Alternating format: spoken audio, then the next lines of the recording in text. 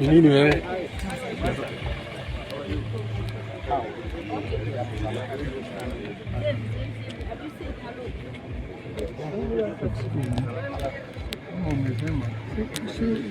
You want to let us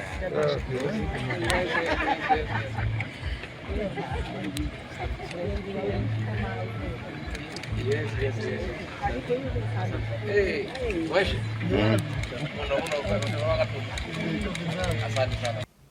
There are terrible things going on there, like procurement, and they are testing the ground. We gather there's somebody, a former commissioner sitting as an advisor in State House, who is giving instructions to the IEBC Secretariat. The country is watching, and they are testing waters. If we allow them to go on with the procurement, the next thing they want to do is even procure election materials for 2027, print them in excess of the numbers that will be there, in order to further compromise the integrity of the election process. We also know that they have actually removed the server from IBC to some other destination. Well, that is not our business now, because our main principles do not seem interested.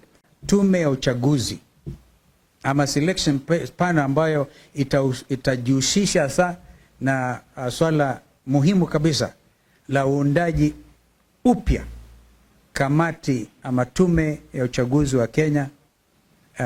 Kazi hiyo ina umuhimu kabisa, na sasa hakuna takshishi, hakuna pingamizi, unless of course KK wanarudia tena na kuanzisha mambo mengine ambayo hatuwezi tukaelewa.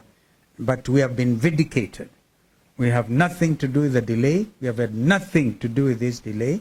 And now we are urging, we are demanding. Remember, we said by March, if there's no movement towards the putting in place a new IEBC, we would get to the streets. There are those who think the Gen Zs have not been demonstrating.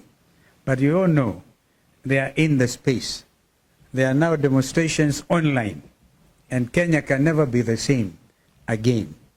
So that will be those are my remarks. My colleagues here will make further comments. I think we start with JN, and then our brother will complete, because he has visitors in his backyard. Thank you. Asante. Ni kuongezea tu kusema ya kwamba ni vyema William Ruto hakikisha kwamba